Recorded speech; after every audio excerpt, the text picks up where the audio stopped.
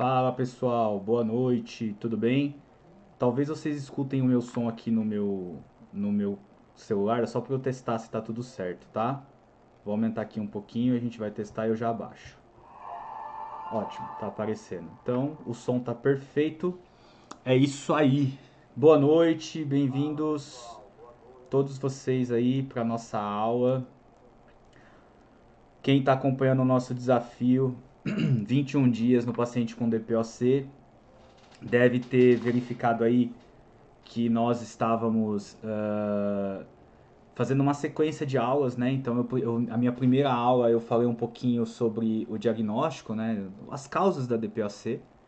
E depois a gente falou um pouquinho dos sintomas, né? E o que isso afetaria os pacientes. E quem assistiu a aula percebeu que eu falei bastante sobre a parte de perda de peso e tudo mais. E isso é muito importante para a gente estar comentando, a gente estar falando.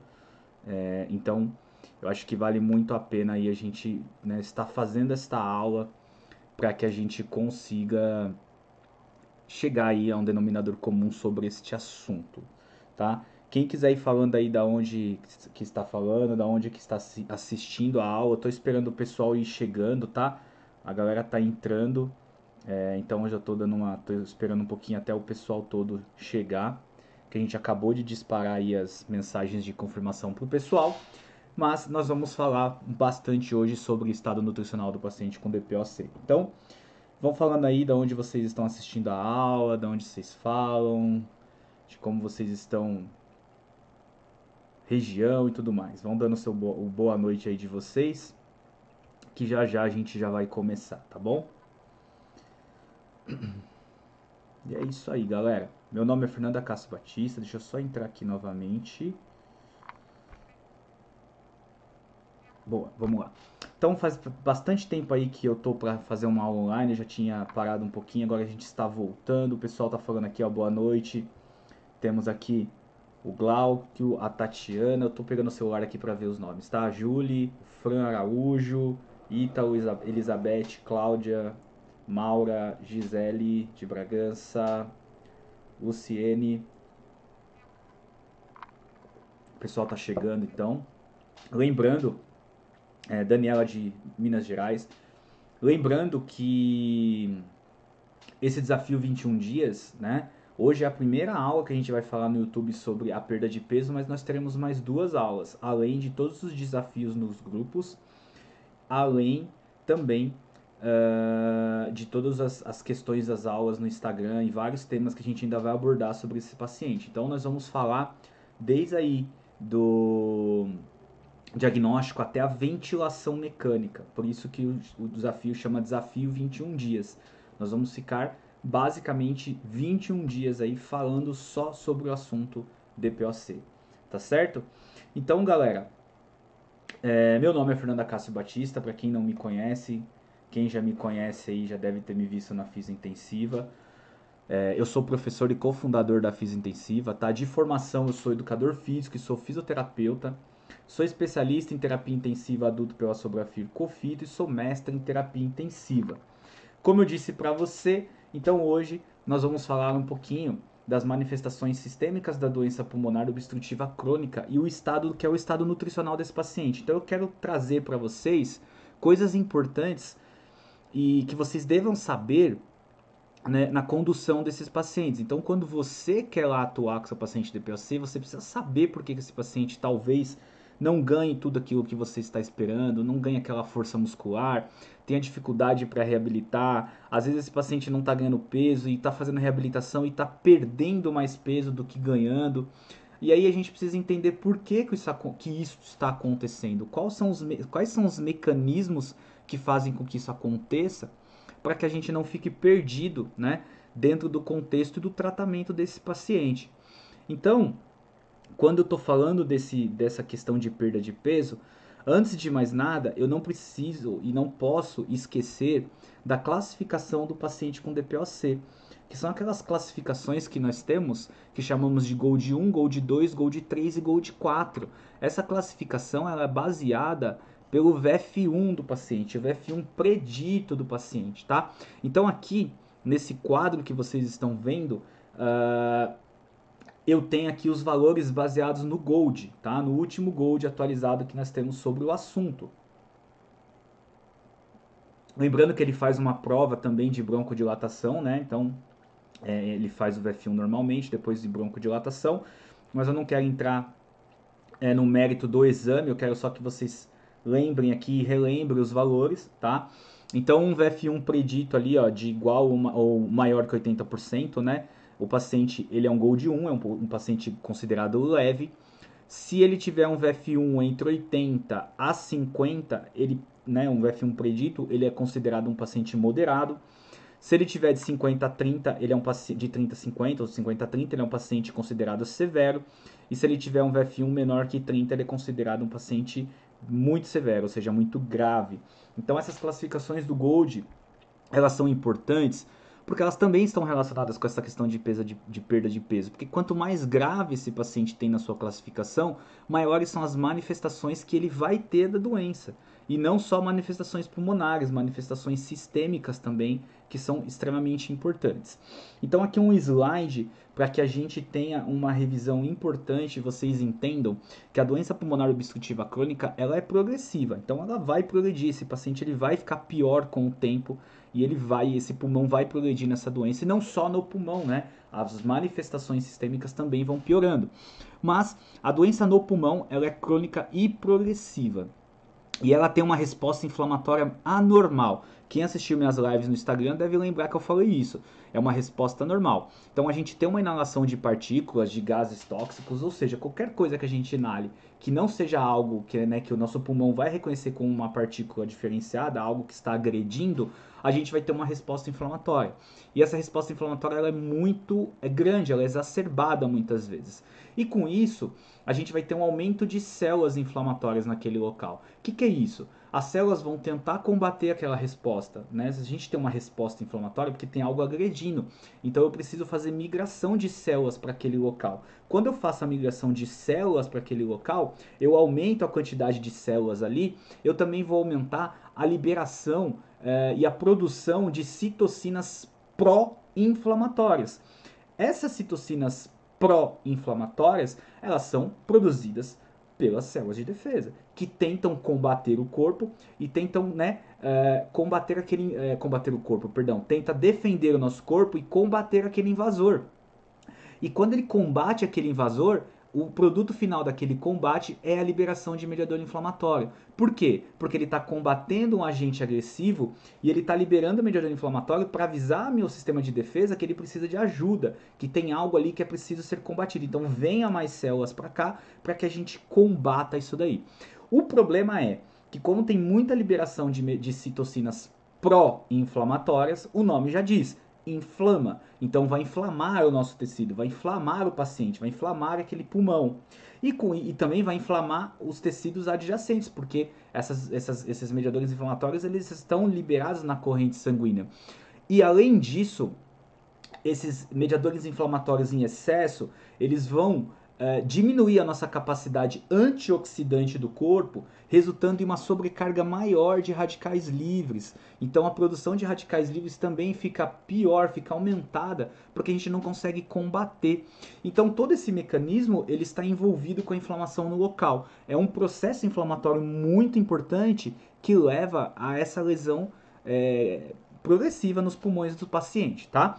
E aí, secundariamente a isso, esse paciente também tem um descondicionamento físico, porque ele vai ter limitações no pulmão. Aquele pulmão começa a ser destruído, ele começa a ter alvéolos mais complacentes, com um recuo elástico diminuído, e ele começa a sentir falta de ar nos esforços, e ele começa a ficar sedentário. Lembra da tríade de dispneia, repouso de dispneia? Isso daí é um motivo para que você aumente o sedentarismo desse paciente. Ele vai perder condicionamento físico, tá? Além de perder esse condicionamento físico, aumentar esse sedentarismo, ele começa a fazer menos atividades com a perna, com os membros inferiores, porque ele deambula menos, tende a fazer menos esforços, porque ele sente falta de ar. Ele começa a utilizar mais os membros superiores, e com isso ele também perde mais massa muscular do membro inferior, tá? Então tudo isso são fatores limitantes para que o paciente com DPOC tenha piora importante ao longo da sua vida. E além disso, a gente tem diversas outras manifestações sistêmicas, né? E uma delas, que é o que a gente vai falar hoje, é a questão nutricional, é a depressão nutricional. O que é? O paciente não consegue comer adequadamente, porque ele tem esse excesso de liberação de mediadores inflamatórios, isso é anorexígeno, ele não tem fome, tá? Isso atrapalha a ingesta dele. E essa disfunção musculoesquelética também vai contribuir para a intolerância do exercício e aumentar as comorbidades, tá? E tudo isso tem ligação direta com a sobrevida desse paciente, né? Então, quanto mais comorbidades, mais descondicionamento, quanto mais esse paciente vai piorando, maior a chance dele reduzir a sua sobrevida. Então, aqui a gente vê nesse slide um paciente DPOC e aqui do lado esquerdo a gente vê manifestações locais que são nos pulmões. Então esse paciente ele vai começar a ter redução do VF1, porque ele vai perder tecido, ele vai começar a ter destruição alveolar. Com isso, ele vai ter uma complacência aumentada, ele vai ter uma elastância reduzida, né? O recuo elástico desse pulmão é menor, é reduzido, e com isso ele hiperinsufla esse pulmão. E ele também tem aumento de resistência das vias aéreas que contribui para isso. E aí ele vai começar a ter limitações ventilatórias. Dispneia é um sintoma muito comum nesse paciente. Ele vai começar a reduzir as limitações das atividades de vida diária dele e ele vai ficar descondicionado. Com isso, ele tem queda na tolerância do exercício, disfunção muscular periférica também e queda na qualidade de vida. Do outro lado, junto com as manifestações locais no pulmão, ele tem as manifestações sistêmicas, que é o aumento do processo inflamatório que eu falei, aumento do estresse oxidativo, porque ele não consegue combater mais, porque ele tem redução do processo das nossas defesas antioxidantes, ele tem aumento de produção de citocinas, porque ele tem um processo inflamatório muito grande, então ele tem excesso de interleucina 6, excesso de interleucina 8 e tudo mais, fator de necrose tumoral alfa, tudo isso contribuindo para que ele tenha mais inflamação, para que ele tenha mais anorexia, para que ele coma menos, para que ele tenha mais disfunção muscular, porque as citocinas inflamatórias também induzem a disfunção muscular, e ele vai ter menos tolerância ao exercício, mais descondicionamento e menor qualidade de vida. Então percebe que por esse gráfico a gente consegue praticamente determinar tudo o que vai acontecer com esse paciente DPOC ao longo da sua vida. Claro, se ele não se cuidar, né? Porque o paciente que começa a se cuidar, ele pode reverter alguns processos. E não reverter no sentido de tirar, né? Porque é uma doença crônica, a gente não cura a doença, mas a gente consegue reduzir a velocidade dela de progressão, tá? Então o estado nutricional desse paciente, ele já vem sendo estudado há muito tempo, desde 1960, porque desde aquela época eles já estão associando esse problema com a menor sobrevida desse paciente. Então, a prevalência de desnutrição nesse paciente vai depender de cada caso, né, de quem sofre mais essas manifestações, mas a média ali está em torno de 26 a 47, como vocês podem ver no slide, tá? E isso vai piorando conforme a gravidade do GOLD, da classificação desse paciente. Tem estudos retrospectivos que indicam que redução de peso corporal, e aí eu não estou falando de massa de gordura, estou falando de peso corporal. E esse peso corporal, muitas vezes, ele reduz basicamente às custas da massa muscular. E a massa muscular é muito importante para qualquer indivíduo, não só para o paciente com DPOC, mas para ele é muito mais. E essa perda de peso, de peso de corpo, né, que é muito mais massa muscular, que é uma perda assim, abaixo de 90% do peso ideal, né, isso daí é altamente ruim para ele. O índice de massa corpórea muito debilitado, ele vai gerar uma possibilidade desse paciente ser mais grave, uma sobrevida menor e ele ter muitos outros problemas, principalmente quando ele vai internar no hospital. Então, a perda de peso corporal, né? A gente fala de índice de massa corpórea, né? Então, o corpo inteiro, peso em comum geral, é muito ruim para esse paciente, tá? Então, isso também é algo que tem que se levar muito em consideração. Aí também há uma relação inversa, conforme eu coloquei aqui no slide, entre o índice de massa corpórea e a sobrevida em pacientes com DPOC. Então, o que eles querem falar? Em todos os grupos, a perda de peso está associada com mortalidade aumentada. Então, o que eu falei aqui de mortalidade aumentada por sobrepeso, por perda de peso, não está errado. né? Então, a gente tem sim esses dados, a gente percebe que esses pacientes morrem mais. E o índice de massa corpórea que esse paciente tem de 25 quilogramas aí, né, por metro quadrado, apresenta aumento de sobrevida, ou seja, então esse paciente quando ele ganha peso, mesmo que ele tenha uma perda de peso importante, mas ele está tratando e ele começa a ganhar peso, ele começa a reduzir a mortalidade. Então é importante também o tratamento nutricional associado com a fisioterapia, com a reabilitação, porque esse ganho de peso pode reverter esse processo e gerar uma sobrevida maior para esse paciente. Isso é extremamente importante também para ser levado em consideração. Aqui, uma imagem clássica, muito didática, e que hoje a gente já não tem tanto essa separação, mas é mais aqui para a gente ter uma ideia. A gente sempre que aqui à esquerda tem aquele paciente mais magro, que ele é conhecido como enfisematoso. É aquele paciente mais consumido, a gente consegue ver que ele tem uma perda de massa muscular muito grande. A gente vê ali suco clavicular muito predominante nesse paciente, a gente vê as costelas muito bem delimitadas, o abdômen dele, né, uma perda de massa, até de gordura importante, e o músculo, né, esse paciente não tem músculo. A gente chama isso de aquele paciente enfisematoso, né, na questão didática.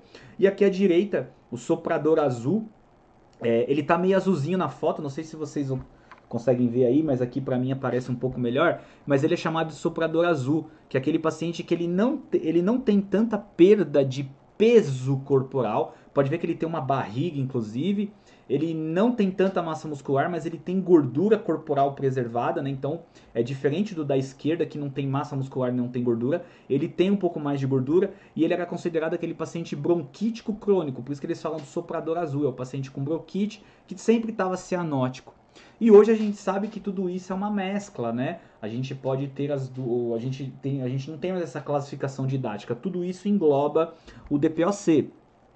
Existem características, tem pacientes que têm um processo inflamatório nos brônquios muito maior do que uma destruição pulmonar, e tem o paciente que tem o pulmão muito mais destruído e os brônquios ali também destruído, mas ele tem manifestações pulmonares muito mais importantes. E, por exemplo, quando você pega esses dois tipos de paciente, os dois têm problemas sistêmicos e locais. Só que esse da esquerda, por ele ter uma condição muito mais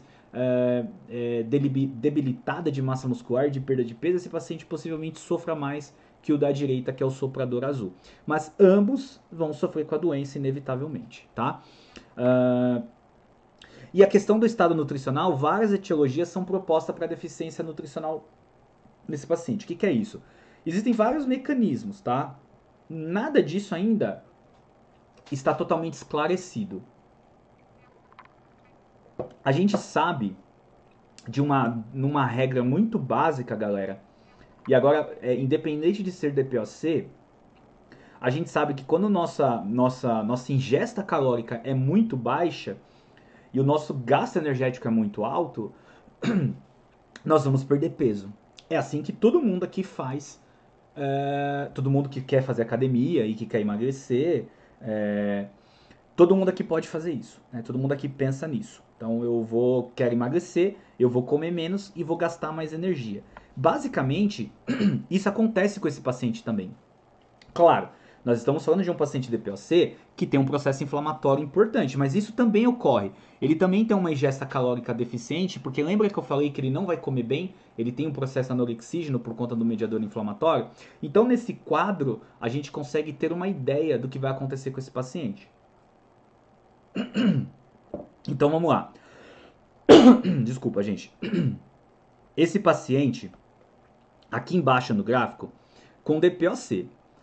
Então esse paciente, ele vai ter excesso de liberação de mediadores inflamatórios, né, que eu falei lá no começo.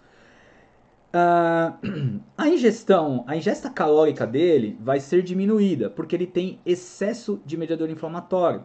O excesso de mediador inflamatório aumenta a leptina, que vai alterar a ingestão desse paciente. Ou seja, ele é anorexígeno, esse mediador inflamatório. Vai fazer com que o paciente não tenha fome, tá? Ele não vai ter fome. Ao mesmo tempo, ele vai ter queda de saturação, de espineia, e aí ele vai ter anorexia, porque ele não vai comer, certo? A alteração da leptina também vai fazer ele perder peso. Ele vai ter alteração no metabolismo proteico, ou seja, ele vai ter um processo de hipermetabolismo, que está aqui no gráfico.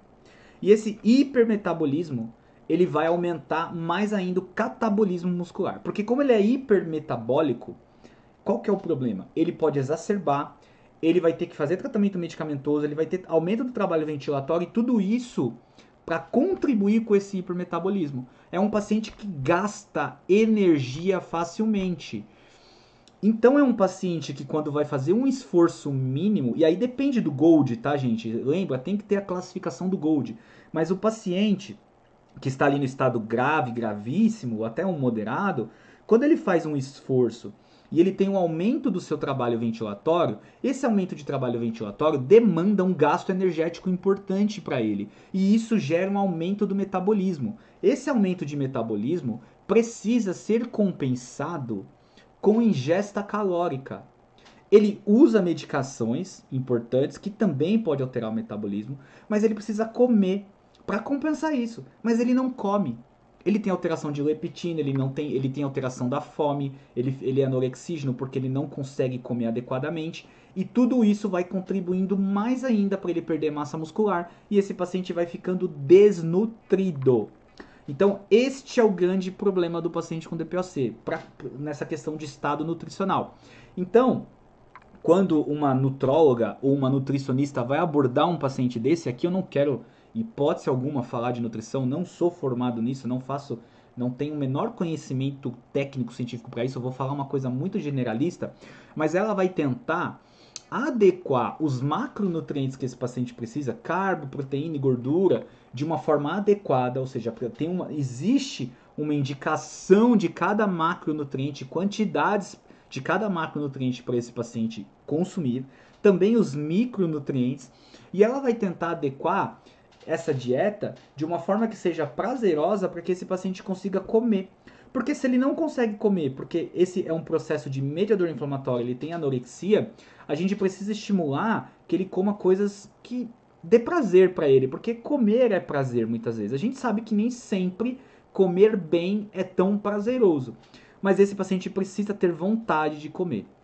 Então até aí a nutricionista vai tentar montar aí um cardápio de alimentação para esse paciente para tentar fazer com que estimule ele a comer mais. E claro, quando esse paciente começa a fazer atividade física, e aí agora eu não estou falando de atividade física de academia, estou falando de reabilitação pulmonar, tá? Quando ele começa a fazer reabilitação pulmonar, automaticamente a gente vai melhorando essa questão dos mediadores inflamatórios e a gente vai despertando também mais fome nesse paciente. Né? Então é como a gente que treina que também tem mais fome, então a gente consegue também ajudar nesse processo. O perfil elevado de citocinas, como tá nesses slides, tá, gente? Eu não vou ficar lendo, mas é só para vocês terem uma ideia, mas aqui tá falando o que eu já comentei com vocês. O excesso de mediador inflamatório, ele está relacionado com perda de peso e caquexia. Então esse paciente vai perder peso porque ele não vai comer.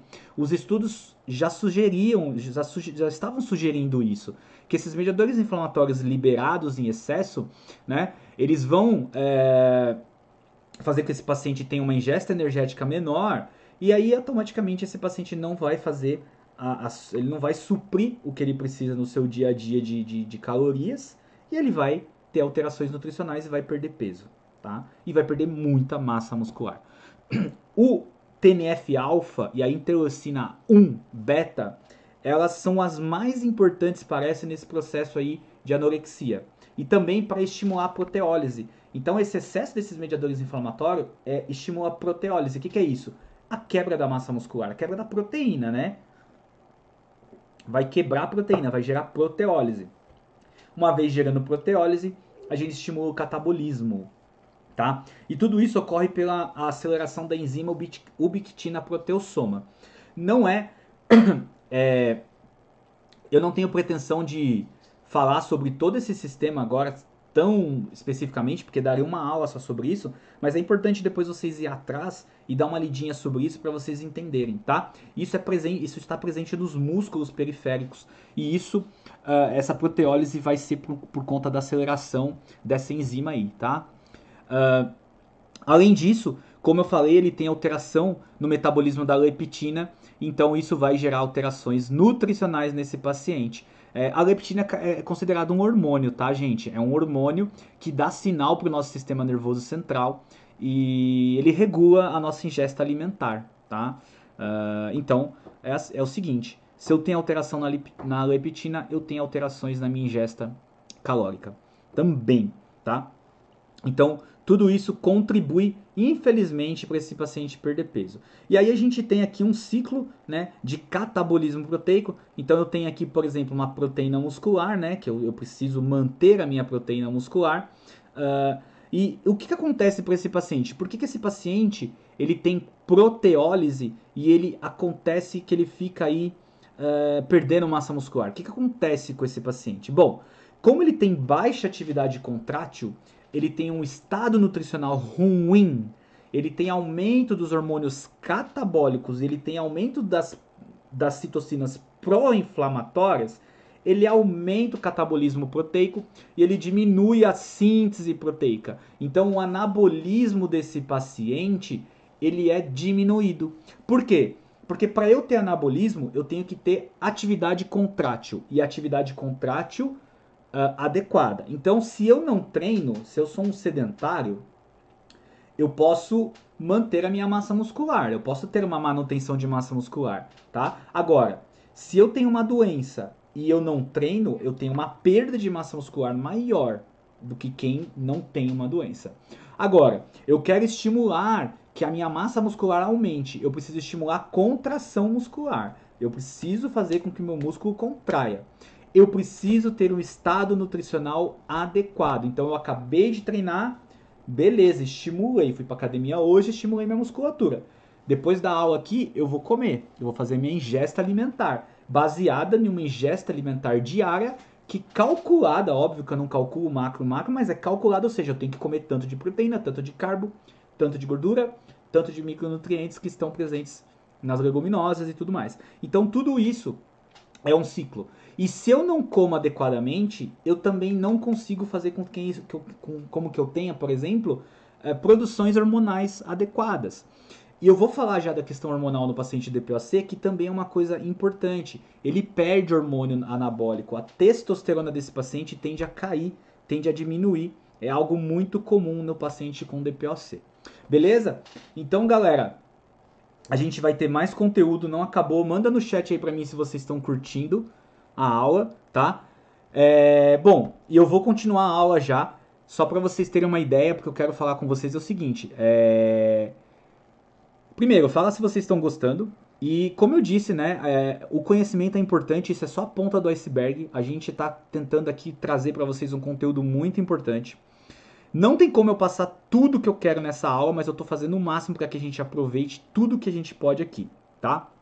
E inclusive, dentro da nossa plataforma do Physio Membership, a gente tem aulas muito mais completas, onde você consegue aprender tudo que você quer sobre fisioterapia hospitalar, sobre eixos de ventilação mecânica, prática baseada em evidência, tá?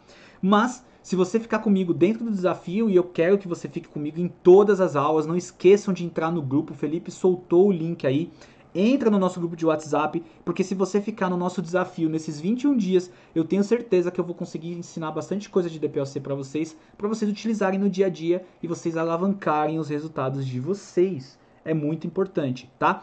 E também, depois eu vou apresentar o meu curso de ventilação mecânica para vocês no final da aula, não vou falar sobre ele agora, mas para quem quiser ter acesso ao meu curso de ventilação mecânica com 110 horas aulas, para aprender tudo de ventilação mecânica, do básico ao avançado, eu vou mostrar para vocês daqui a pouquinho, no finalzinho da aula, tá bom? Então, galera, no finalzinho da aula eu vou mostrar uma grande oportunidade para vocês poderem investir na carreira de vocês. Beleza? Então a gente vai continuar a nossa aula. Espero que vocês estejam gostando. O pessoal tá me dando feedback aqui no chat. Muito legal. Muito obrigado pelo feedback. E vamos continuar falando um pouquinho sobre essa questão de perda de peso no DPOC, que é importantíssimo. E aí eu falei pra vocês que esse cara perde massa muscular. Ele tem diminuição na taxa de síntese proteica, né? Lembra que eu falei? Ele tem perda de síntese proteica no músculo esquelético. E o TNF-alfa é um grande potente ativador disso.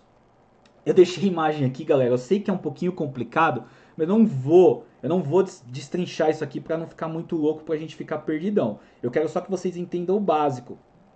Eu tenho liberação de TNF-alfa e isso vai fazer com que eu tenha quebra de aminoácido e quebra de proteína. Eu vou ter lesão, dano muscular direto, tá? Lá dentro do meu músculo a gente tem o sistema ubiquitina-proteossoma, tá? E ele vai fazer com que tenha esta quebra importante. Tudo isso mediado pelo TNF-alfa.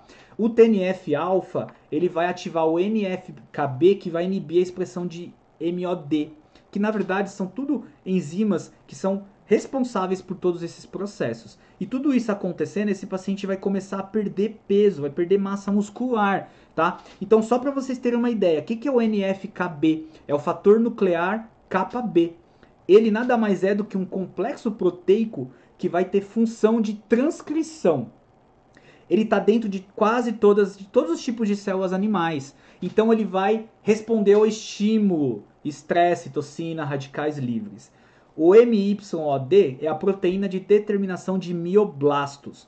É uma proteína em animais que vai desempenhar um papel de regulação na diferenciação muscular. Tá? Ele é um marcador de comprometimento miogênico. Então, se a gente sabe que ele é um marcador de comprometimento, ele está sendo ativado, ele está aparecendo mais pra gente aqui, porque a gente está tendo um marcador de estresse. Junto com isso, o NF-κB, como eu falei para vocês, ele tem fator de transcrição e ele vai estar envolvido na resposta celular, em vários estímulos. E como ele tem um estímulo, qual é o estímulo grande que o paciente DPOC tem? Citocinas. Então o excesso de TNF-alfa, de citocinas nesse NF-κB vai fazer uma hiperestimulação do sistema do sistema de proteína ubiquitina e vai ter quebra, proteólise de massa muscular. Proteólise quebra, vai quebrar as proteínas, os aminoácidos vão ser utilizados como forma de energia. E esse paciente vai perder massa muscular, tá? Esse processo, gente, é um pouquinho complexo. Eu não tenho pretensão de falar totalmente sobre ele aqui, porque senão vai ficar muito chato a aula e muito complexa. Mas lembrem-se também que eles estão...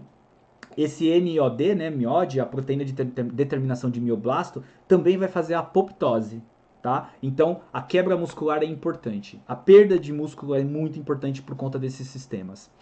Além disso, o estado nutricional desse paciente, né, a gente tem que levar em consideração que ele tem muita hipoxemia. Quando ele está num processo um pouco mais grave, ele é hipoxêmico.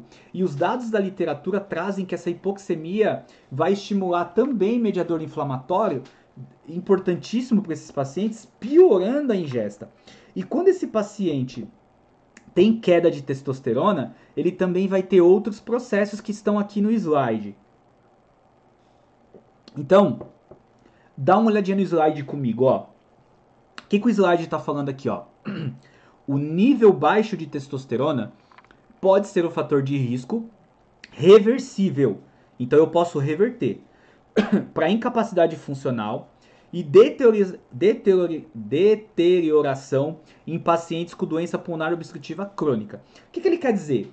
Se esse paciente tiver níveis de testosterona abaixo do normal, ele vai ter problemas. O que ele vai ter? Problemas funcionais e vai ficar com deterioração. Ou seja, vai perder mais massa muscular, vai perder mais condicionamento físico, não vai ter tanto ânimo para as atividades do dia a dia, porque a testosterona tem essa função, mas isso é reversível. E como que isso é reversível?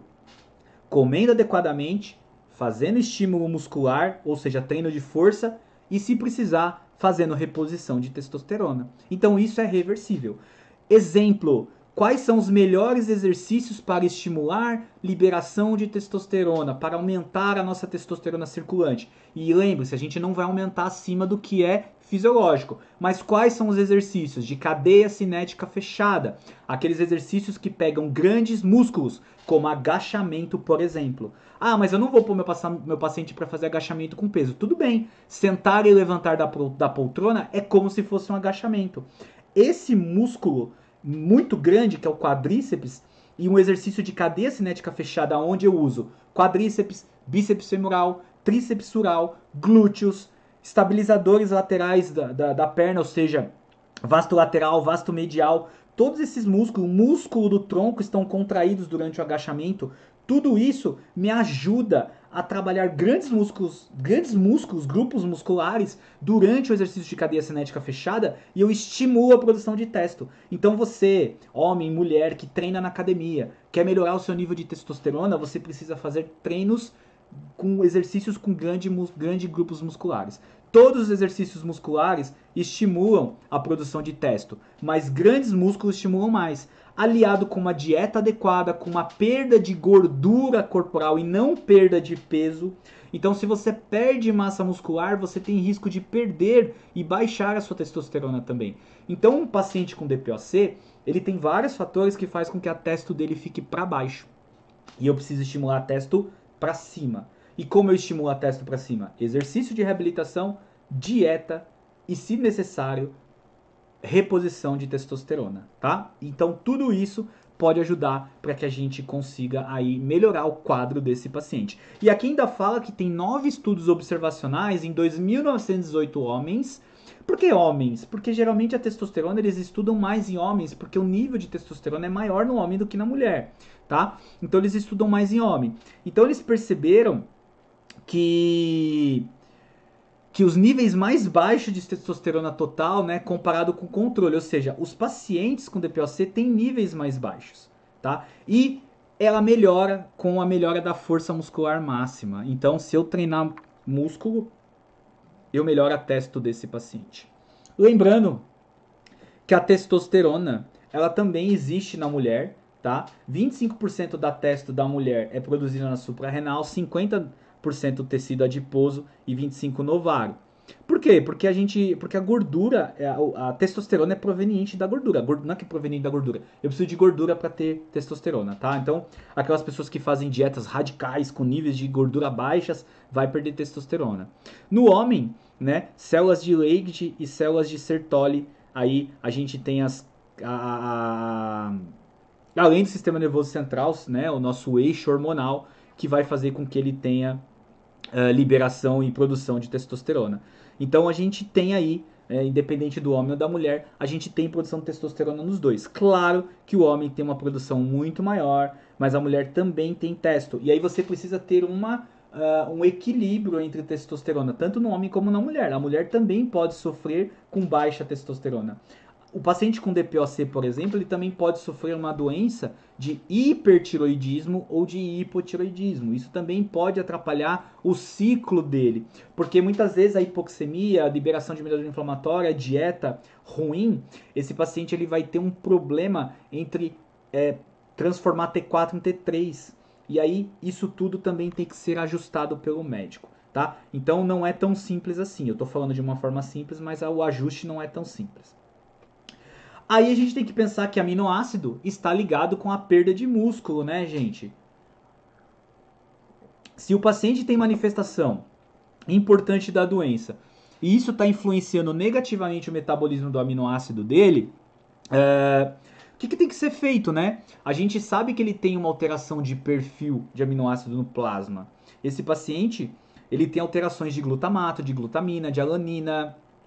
E olha que interessante, glutamato, glutamina, essas proteínas, elas, por mais que glutamina não seja uma proteína essencial, mas ela está altamente ligada com a alanina, por exemplo, e com o ciclo de Krebs. Ela está ligada automaticamente e diretamente com a recuperação muscular pós-treino. Então, você não precisa suplementar glutamina se você é uma pessoa teoricamente saudável, mas você pode, por exemplo, um paciente com DPOC, ele pode fazer a suplementação de glutamina para ele ter uma recuperação muscular muito mais importante.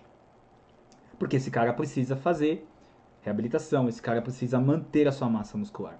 Além disso, tem os aminoácidos de cadeia ramificada, quem faz musculação lembra do BCAA, mas principalmente a alanina, ela está baixa. Então, a síntese proteica desse cara está baixa. E a alanina é responsável também pela síntese proteica porque ela estimula o mTOR. Lembra do mTOR? Que ele é estimulado pela glicose, ele é estimulado pela testosterona, ele é estimulado pela proteína. Então eu preciso da estimulação de mTOR. Por isso que as pessoas dizem que muitas vezes a suplementação de BCAA ajuda na estimulação de mTOR. Claro, aí depende de quem a gente está falando, tá? Em atletas isso é um pouco contraditório, mas no paciente com DPOC as respostas são melhores, porque esse é um paciente que tem baixa, ele tem perda de massa muscular, ele tem perfil de aminoácido alterado. Então, muitas vezes é preciso fazer uma suplementação para esse tipo de paciente. A glutamina também, ela traz grande influência no nosso trato gastrointestinal e também no nosso sistema de defesa. Então, se esse paciente tiver deficiência, vale a pena ter essa reposição. E como perspectiva de tratamento da DPOC, o objetivo é ter uma terapia nutricional. Então a nutrição e nutrologia, ela precisa fornecer uma alimentação para a manutenção da força e da massa muscular desse paciente, tanto periférica como respiratória, porque eu preciso, né, fazer com que esse paciente esteja em equilíbrio energético para que eu consiga não deixar ele perder peso, que eu consiga fazer ele ganhar peso e ele melhorar esse prognóstico. Eu preciso manter uma reserva de massa corporal desse paciente de tecido adiposo. Ele não pode perder muita gordura também. Além de perder músculo, ele perde muita gordura. Então eu tenho que reestruturar isso. Fazer ele ganhar massa muscular e também ganhar um pouco de tecido adiposo. Esses pacientes têm que ser corrigido o distúrbio hídrico deles, porque eles vão ter muito distúrbio hídricos. Vai ter que controlar as interações com drogas, então muitas vezes eles têm nutrientes ali e eles estão usando algumas drogas, alguns medicamentos que pode alterar alguma coisa, né, da absorção de alguns nutrientes, e a nutrição precisa melhorar isso para que a gente consiga promover melhora na qualidade de vida. Esse paciente ele sofre de anorexia, como eu falei. Então a dieta tem que ser fracionada, ele vai comer várias vezes ao dia. E aí tem que dar preferência para alimentos que ele gosta. Gente, parece besta isso, mas se esse cara não faz isso, você, fisioterapeuta, não consegue ganhar músculo. Eu tô falando de um paciente com DPOC, mas imagine esse cara no hospital. Esse cara ficou entubado com vocês. Ficou lá teve polineuropatia, porque ele ficou entubado, teve sepse. Vocês conseguiram estubar esse cara, ou até ele tá na tráqueo. E aí você tá estimulando a parte motora, mas ele não come, ele tem distúrbio hormonal. Como que você vai ganhar massa muscular nesse paciente? Não vai ganhar. Se você estimular muito esse cara, você vai perder massa muscular. Então, por isso que o trabalho tem que ser muito ligado, a nutrição e a fisioterapia tem que estar muito juntas. E a nutrição, para quebrar esse vínculo de anorexia, ela vai fracionar a alimentação. Coisa que no hospital, muitas vezes, não é possível fracionar tanto assim.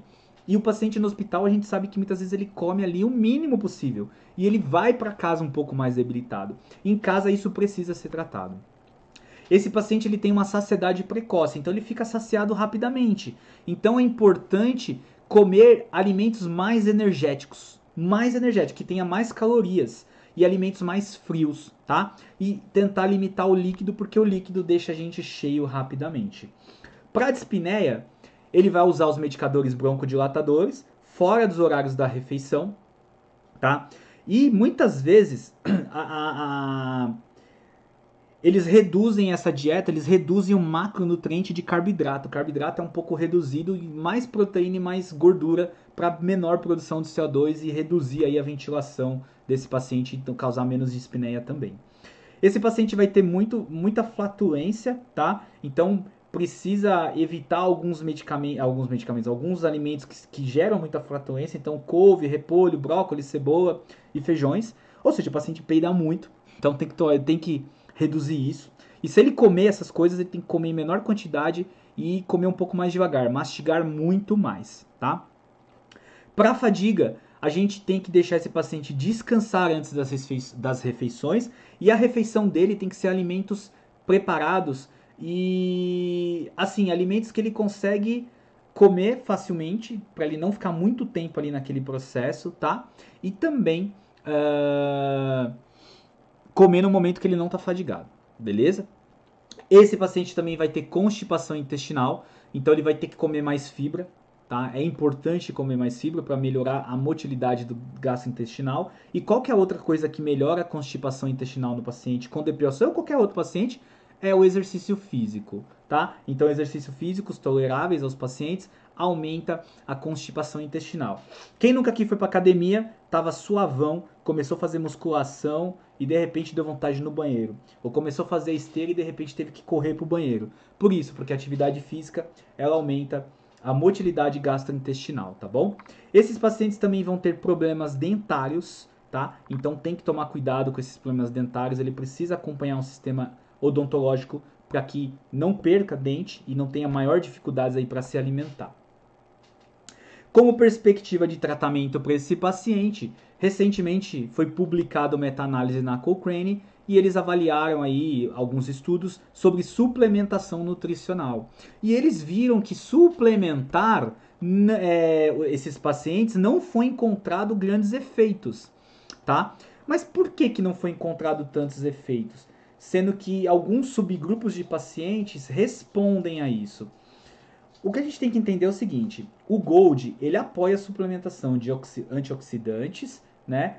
Por exemplo, vitamina C, vitamina E, zinco e selênio. O selênio está altamente ligado com produção de testosterona, por exemplo, né? Então, assim, o que a gente tem que pensar? Por que talvez que a suplementação não deu certo? Porque suplementar o paciente sem fazer atividade física, muitas vezes, pode não trazer ganhos musculares. Então, por exemplo, um paciente que está comendo, mas não consegue ter uma ingesta adequada, está sendo suplementado, mas está fazendo reabilitação pulmonar. E quando eu falo reabilitação pulmonar, eu nem gosto muito desse termo reabilitação pulmonar, porque dá a entender que são exercícios pulmonares. Não existe isso. São exercícios de peso, exercícios de força. A gente tem que trabalhar exercícios de força e também exercícios cardiorrespiratórios com esse paciente. Então eu vou trabalhar força muscular, vou trabalhar resistência muscular, vou trabalhar condicionamento cardiorrespiratório. E para isso eu preciso saber fazer prescrição de exercício, senão eu não consigo, eu como bola. Outra coisa, os esteroides anabólicos, apesar dos seus efeitos colaterais, eles podem ser uma opção. Qual que é o problema do esteroide anabólico para o paciente DPOC? Por que os médicos eles têm muito receio? Porque quando você usa esteroides anabólicos, existe uma coisa que acontece algumas coisas no nosso corpo. Primeiro, que você vai ter aumento de HT e HB. Você pode ter aumento do seu perfil lipídico. Lembra que eu falei que o DPOC lá na minha primeira aula no Instagram, que o DPOC, por ser hipoxêmico, ele já tem, eu vou falar bem rudemente, mas ele tem um engrossamento do sangue. O que significa? Ele tem uma produção aumentada de HB e HT. Quando eu dou esteroide anabólico, eu aumento mais ainda. Então eu aumento o risco de um paciente que usa esteroide ter infarto, ter AVC, ter um tromboembolismo pulmonar.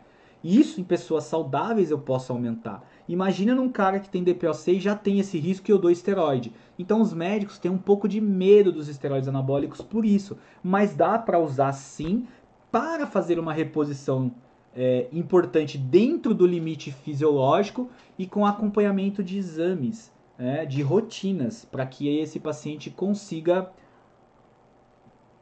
fazer bom uso do esteroide anabólico. Se você usar esteroide anabólico, por exemplo, você já tem aumento da sua síntese proteica sem você treinar. Então, para o paciente com DPOC, muitas vezes o esteroide anabólico pode ser muito bom, porque a hora que ele entra para a reabilitação e ele usa esteroide e ele faz exercícios físicos, né, com o fisioterapeuta, atividade de reabilitação pulmonar, ele vai ter um ganho de massa muscular importantíssimo. Ele vai ter ganho de condicionamento importantíssimo. Isso é muito bom para ele. Tá? Então, pacientes que recebem esteroide anabólico, eles têm aumento de massa muscular, sim, tá? O que a gente tem que entender é o seguinte, não dá para usar esteroide anabólico e a gente tem que treinar, tem que fazer a reabilitação, porque depois quando ele parar de usar o esteroide, ele precisa manter o que ele o que ele tem já. Então ele continua fazendo a reabilitação. A reabilitação dele é para a vida inteira, tá? Vida inteira. As mulheres têm que tomar um pouquinho de cuidado quando vai usar os andrógenos, porque aí pode ter uma masculinização, tá? Nas mulheres, porque o valor de testo na mulher é muito mais baixa, tá?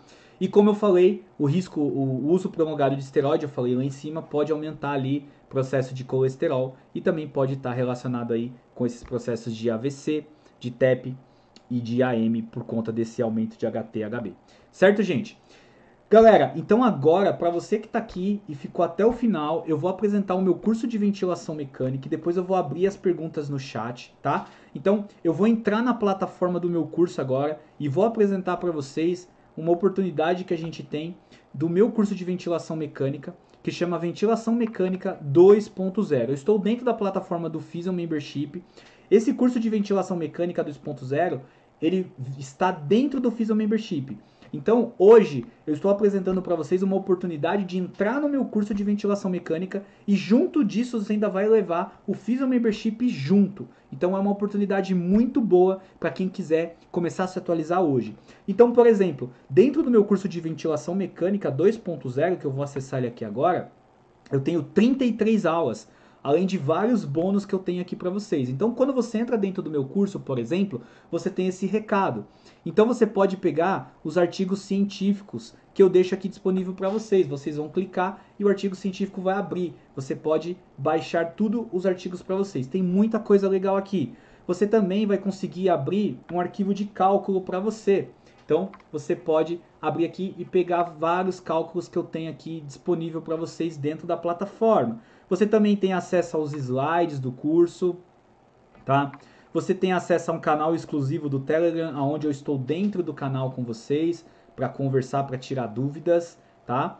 E vocês também têm um grupo do Facebook, que vocês conseguem entrar também e fazer parte do programa, tá? Tudo isso são bônus que a gente dá. Além das aulas. Então as aulas elas são divididas em um sistema de aprendizado ao longo do tempo. Então dentro do meu curso você começa, por exemplo, aprendendo sobre insuficiência respiratória pulmonar aguda. Depois você vai aprender sobre ventilação mecânica não invasiva, porque você está tendo aula de VNI, então você precisa depois saber sobre ventilação não invasiva. Depois você vai ter uma aula de intubação orotraqueal e o enfermeiro nos auxiliando. Depois você tem aula de pneumonia associada à ventilação mecânica, cuidados da enfermagem na posição prona, porque é importante a gente saber como a enfermagem cuida dessa posição prona do paciente. Você vai ter aula de balanço hídrico e congestão pulmonar, de lesão por pressão associada a dispositivo médico. Você vai ter um módulo de sedação e analgesia no paciente com ventilação mecânica. Você tem um módulo de manejo da dor. Você vai ter um módulo aqui para você aprender de avaliação de delírio, drogas vasativas na ventilação mecânica, drogas vasativas e recrutamento alveolar, dispositivo invasivo, PAI, pressão venosa central, monitorização hemodinâmica, PIC. Depois você vai ter introdução à ventilação mecânica básica, funcionamento dos ventiladores, que aqui é tudo de ventilação mecânica básica, do zero você vai aprender, cuidados na ventilação mecânica, conceitos em VM, modos ventilatórios, impactos da pressão positiva nos nossos pacientes, aula de assincronia, ventilação mecânica em doenças intersticiais, ventilação mecânica no DPOC, no paciente asmático, no paciente com SARA, posição prona, driving pressure e cuidados da enfermagem e ventilação mecânica. Ainda tem as dúvidas comentadas, que eu tenho muitas dúvidas que eu comento aqui, ó, mais de 20, ó, são 20 dúvidas comentadas, tá? Que eu tenho aqui para vocês, são dúvidas do dia a dia. Aqui dentro você clica e facilmente você entra na aula e a aula vai estar disponível aqui para você assistir. Então, e aí você tem todas as aulas disponíveis já direto no ato. Assim que você entra no curso, você já tem todas as aulas disponíveis para você. Essa é a professora Joandra, ela é enfermeira e ela também dá aula nesse curso. Então, quem dá aula nesse curso? A enfermeira Joandra, o Felipe Campos, fisioterapeuta, e eu, Fernando Batista, também dou aula nesse curso. Além de todas essas aulas, dessas 32 aulas e desse monte de dúvidas comentadas, você também vai ter acesso a muitas outras coisas. O que seriam essas muitas outras coisas? Você vai ter acesso ao Physio Membership, porque o meu curso de ventilação mecânica 2.0, ele está dentro do Physio Membership. Então você vai levar o Physio Membership de bônus. E dentro do Physio Membership de bônus, olha que loucura que a gente fez. Você vai ganhar o curso da Renata Teodoro de raciocínio clínico. Você vai ganhar a clínica descomplicada, você vai ganhar o especial da prova de título, você vai ter o meu curso, você vai ter o curso de prática baseada em evidência da Lara, você vai ter o curso de ventilação mecânica avançada da Lara, você vai ter mais cursos de ventilação mecânica meu, né? Você também vai ter curso de prescrição de exercício da Ju. Você vai ter muita coisa legal. Você vai ter meu guia de ventilação em podcast para escutar onde você quiser. Você tem acesso às imersões do Physio Membership, que são aulas exclusivas que a gente dá para assinantes. Você vai ter um módulo de atualização em ventilação mecânica, que eu, Fernando, gravo.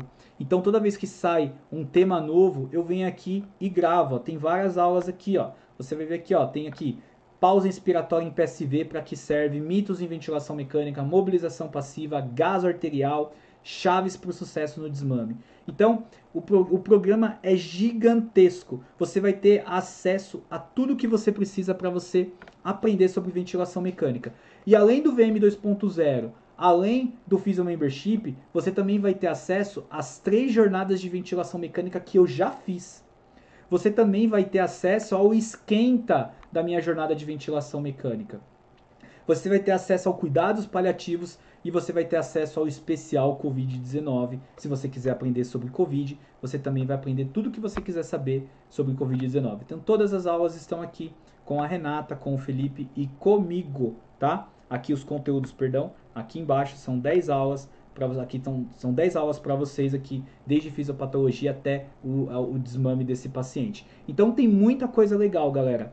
É muito conteúdo que vale a pena e eu tenho certeza que você não vai se arrepender. E aí, falando para vocês sobre o conteúdo, eu quero que vocês entendam o seguinte: se você fizer sua inscrição agora, se você fosse usar todos esses cursos, vamos supor que você pagasse R$50 em cada curso desse que eu te mostrei, você ia gastar mais de R$3.000 em curso.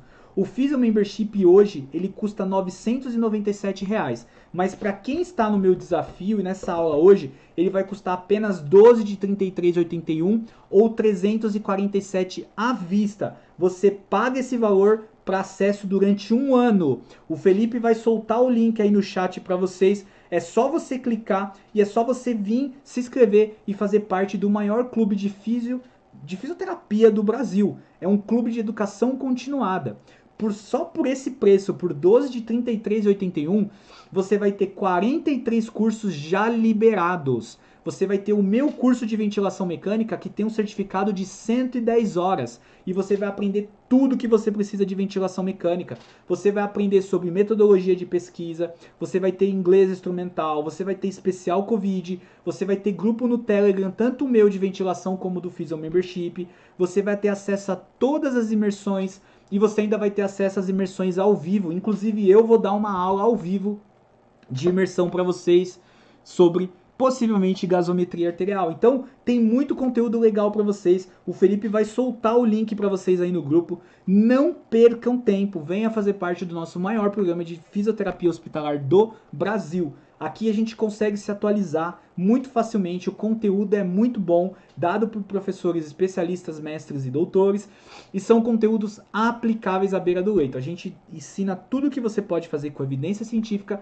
aplicada na beira do leito, para facilitar o seu conhecimento, agregar conhecimento, você buscar novas oportunidades, trabalhar naquele hospital que você quer, com um hospital que te pague melhor, que te reconheça melhor, para você conseguir discutir com a equipe multi, não ficar perdido nas discussões e ter relevância nas suas opiniões no seu dia a dia, para você então conquistar o que você quer. Conhecimento, né? Conhecimento técnico-científico é importantíssimo para que a gente conquiste outras coisas dentro do ambiente hospitalar e até da nossa carreira, para a gente alavancar a carreira. Então, é uma dor que a gente tenta curar de todo mundo, que é a dor do conhecimento, do acesso, da facilidade para você conseguir assistir aonde você quiser. E a gente ainda te dá uma garantia de 15 dias. Se você realmente não gostar, se você entrar na plataforma e você achar que o curso não é para você, a gente devolve o seu dinheiro. É só você entrar em contato com a gente, mandar um e-mail em até 15 dias pra gente, que a gente devolve o dinheiro para você com todo o compromisso. Se você não quiser ficar, a gente retorna sem problemas. Tá ok, gente? Então clica no link aí que o Felipe lançou. Eu vou abrir para perguntas aqui no chat agora. E aí o Felipe vai lançar novamente para vocês aí o link para vocês fazerem parte, tá? Vamos lá, gente. Mandem as perguntas. O Gabriel perguntou se a creatina ajudaria. Gabriel, eu não li nenhum estudo de creatina no DPOC, mas a creatina ajuda sim na força muscular, tá? De uma forma geral. Eu não li nada específico de DPOC, mas o mais importante no DPOC, além de tudo isso, é fazer a reposição do perfil de aminoácido. Então, tem que repor BCAA, tem que muitas vezes repor glutamina, e a creatina ela pode sim entrar num processo aí para auxiliar a força muscular. Até porque para nós ela é extremamente importante, auxilia demais aí na nossa força muscular e no nosso treinamento.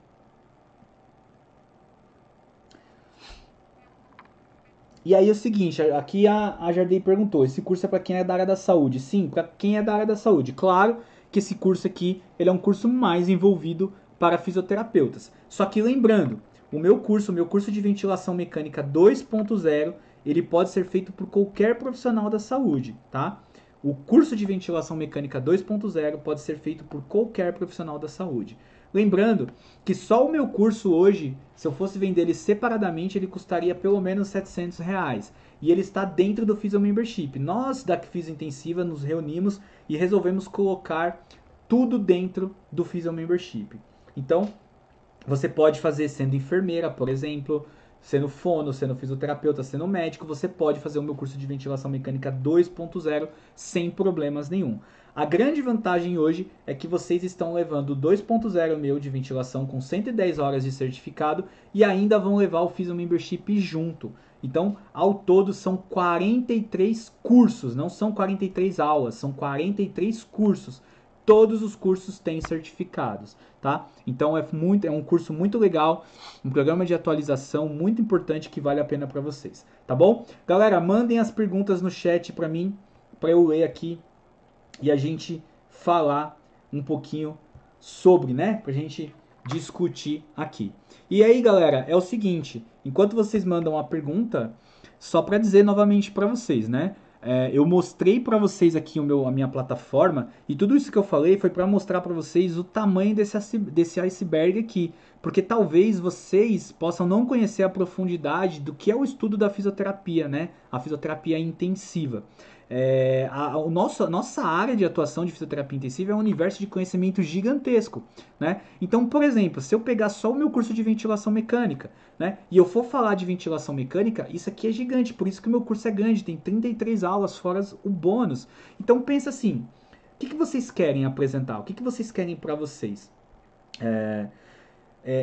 O que eu estou dizendo? Você quantifica o que você faz no seu dia a dia? Você já parou para pensar? Você está tendo resultados adequados em ventilação mecânica?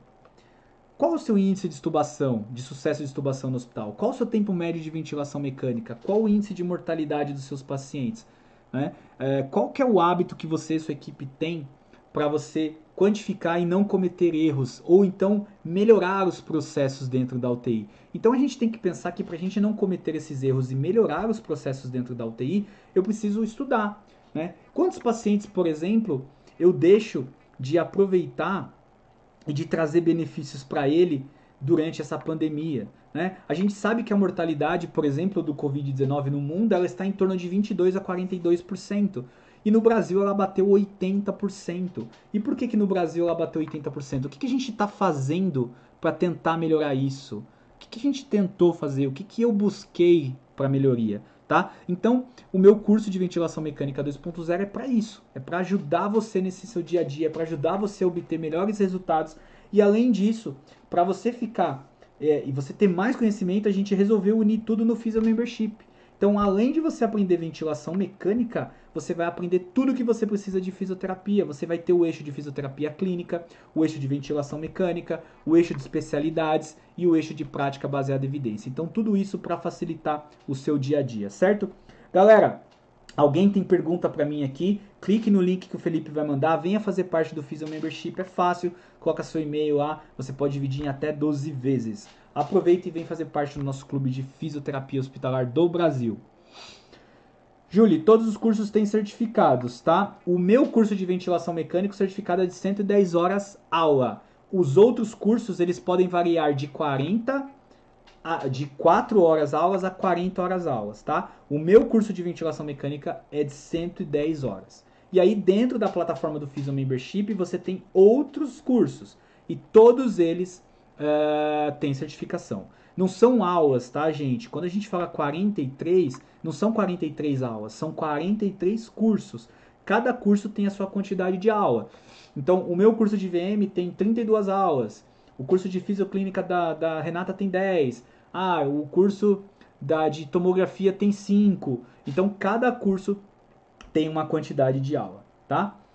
Então, galera, aproveitem, tá? Aproveitem. E a gente ainda tem lá dentro do curso, a gente tem a biblioteca com mais de 100 aulas, tá? Eu vou mostrar aqui para vocês, só para vocês terem uma ideia, a nossa biblioteca ao vivo né? Que são todas as aulas que a gente faz. Então, por exemplo, esta aula de DPOC e as outras que virão estarão disponíveis para você na biblioteca. Então, olha lá, tem todas as aulas aqui para vocês acessarem, além do meu de ventilação mecânica, tá?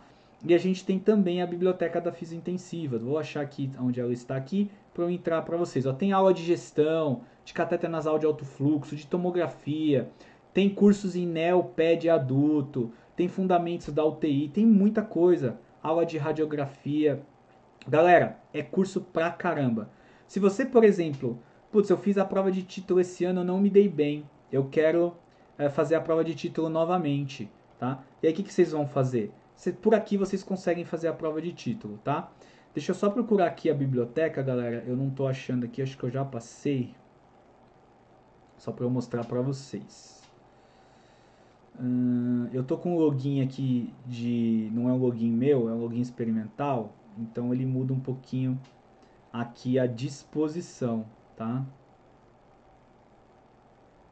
Cadê? Eu acho que tá aqui, ó.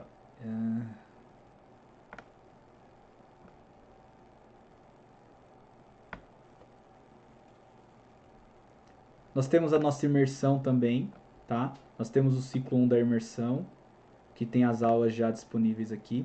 Eu só não tô achando a biblioteca, mas depois eu o Fernando pode, o Felipe que tá aí no chat pode me falar. É que eu não tô conseguindo achar aonde está a biblioteca, tá? Mas o pessoal que faz o curso, ó, tem especial prova de título também. O pessoal que faz o curso tem acesso à biblioteca, são mais de 100 aulas, tá? É que eu acho que o meu login ela não tá liberada para mim aqui, porque o meu login é um login de teste, então deve ter dado problema aqui. Eu esqueci minha senha do meu login, para variar, e eu tô usando o login de teste, tá? Mas nós temos mais de 100 aulas na biblioteca. O pessoal que faz aí o curso no chat, que está no chat, pode falar sobre a biblioteca, se é legal ou não. Ou seja, todas as aulas que a gente dá, elas ficam disponíveis lá pra gente. Então você pode assistir a hora que você quiser, tá bom? Então tem bastante coisa, galera. Felipe soltou o link aí, vem fazer parte do programa, vocês não vão se arrepender, tá? Vocês não vão se arrepender, vale muito a pena. Deixa eu ver se o meu está aqui, só um minutinho. Aqui, achei, galera. Biblioteca da Física Intensiva, tá? Ó, vou mostrar a biblioteca para vocês. Tem muito, meus, tem 126 webinários aqui, ó, para vocês assistirem de todos os temas que a gente já deu, ó. 126 aulas, galera. É muita coisa. E assim, galera, por menos de R$ 400. Se a gente colocar na ponta do lápis hoje aí, qualquer coisa que a gente faça, a gente gasta muito mais do que isso, né? E a gente está falando de conhecimento. Então, se eu quero conhecimento científico, é um valor muito, muito irrisório para conhecimento científico. Certo, galera? Alguém tem aí perguntas para mim, alguma coisa? Mandem as perguntas de vocês, as dúvidas. Se ninguém tem dúvida, eu fico com medo se as pessoas entenderam tudo ou não, tá? Mandem as perguntas.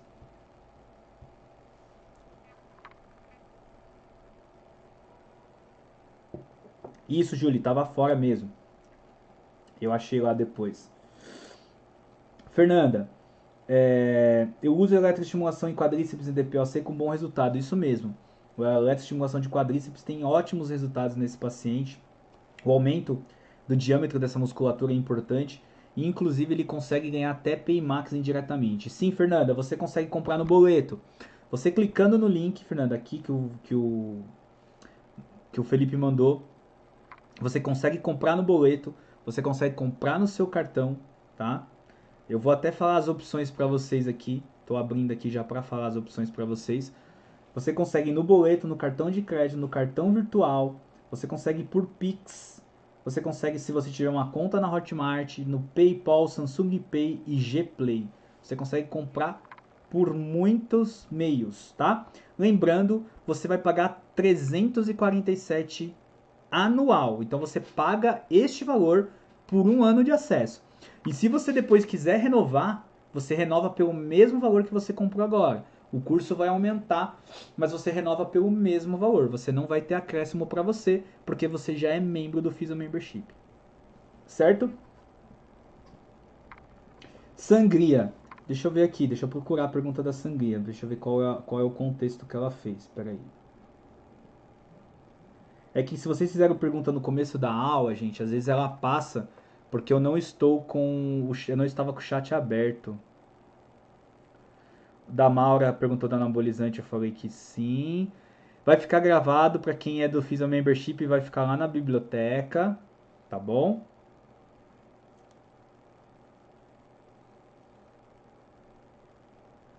Eu não estou achando aqui. Aqui.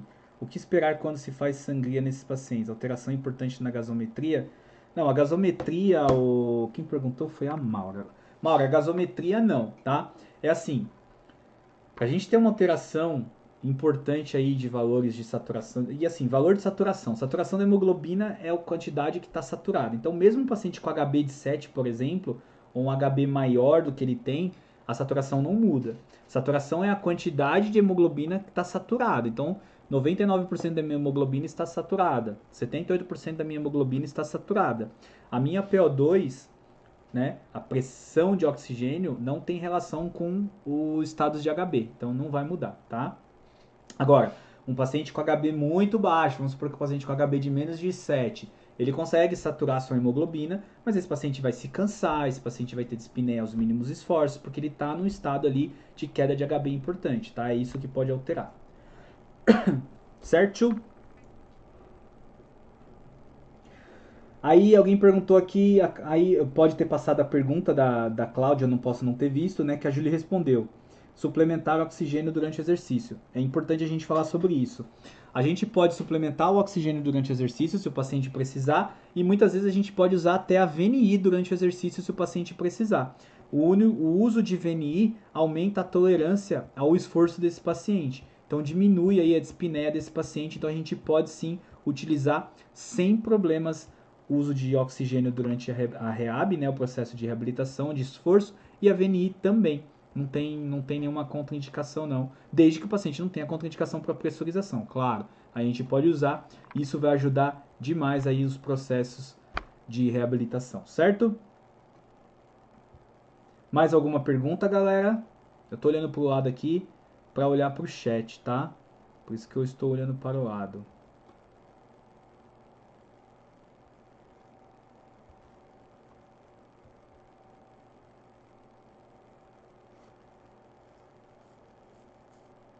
Nenhuma pergunta?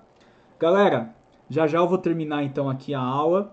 O Felipe soltou o link. Quem tiver interessado, vem fazer parte do Physio Membership, tá? Aproveite o nosso curso, como eu falei, ele tem 110 horas só de ventilação mecânica e dentro do Physio Membership você tem mais de 43 cursos para vocês utilizarem, tá? Então, galera, aproveite a promoção, é por tempo limitado, a gente vai aumentar logo mais e quem tiver dentro do desafio consegue esse desconto, tá? Então aproveite, Felipe vai soltar o link mais uma vez, eu vou estar encerrando a live, agradecendo a presença de vocês, tá? E aí a gente vai se vendo aí. Não esqueçam de entrar no nosso grupo de WhatsApp para que vocês recebam material, para que vocês façam parte do desafio, para vocês não perderem as nossas próximas aulas, porque a gente vai ter mais 2 aulas no YouTube além das aulas no Instagram, ok? Certo, gente? Então eu vou encerrar a aula de hoje.